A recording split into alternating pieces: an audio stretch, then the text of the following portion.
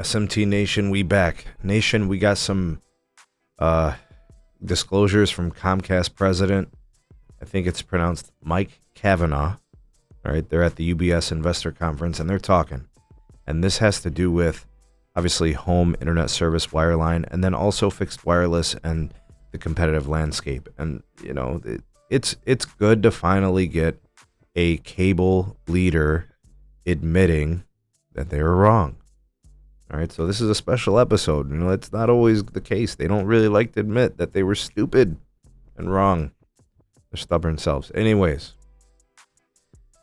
we'll be linking this article here. It kind of discusses, it's from Business Wire, the UBS investor conference and what's going down.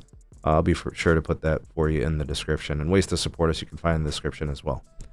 Okay, so Mike Cavanaugh was discussing things at the UBS Global Media and Communications Conference and asked about the competitive landscape. And he said, it's very competitive right now.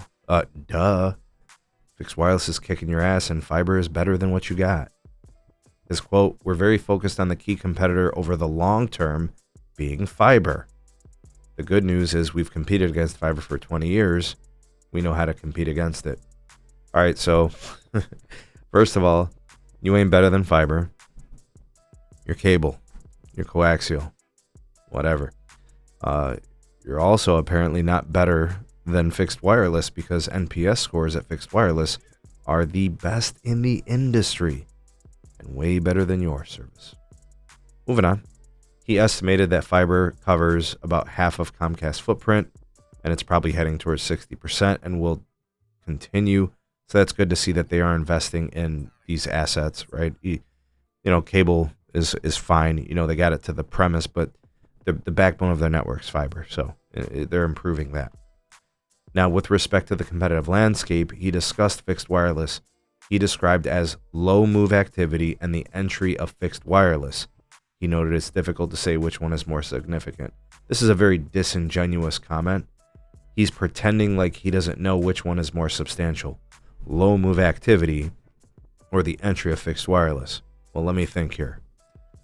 Verizon is creating new customers that never existed before in wireline service. So they're people that never had home internet. So Verizon's taking those. They're also taking share from existing cable providers. T-Mobile's doing the same, whether it's suburban or urban. But you're going to say that low move activity might be more substantial? What type of madness is this? See, here's that liar sandwich, right? Everything was cool till he started that bullshit. All right, next. Addressing fixed wireless. He said that he's predicting it will run for a while, but said that they believe that fixed wireless access providers are mainly targeting the lower end of the market, serving a purpose for folks that can live with a product that has its characteristics. So he's basically saying they're people that are willing to tolerate, you know, a less than excellent connection. There may or may not be some truth to that. I don't know. Because I've had cable, bad cable before, and fixed wireless is better. So I don't know. But I will tell you, like, the high-end user wants a wireline connection. That is facts, right? Gamers want a wireline connection. Those in enterprise, home business, right? Those types of things, you need dedicated connections. It's probably true, right? And those customers are willing to pay for the high-end services. All right, next. But as time passes and more activity is driven over the internet and average usage continues to drive higher, I think we'll see the opportunity to pull some of the market back to compete effectively. All right, so he's talking about getting fixed wireless customers back that leave. Comcast users use 700 gigs of data per month. So he's basically saying that fixed wireless may not be good enough after a while for those folks and they'll leave. Or maybe fixed wireless degrades and those people will leave.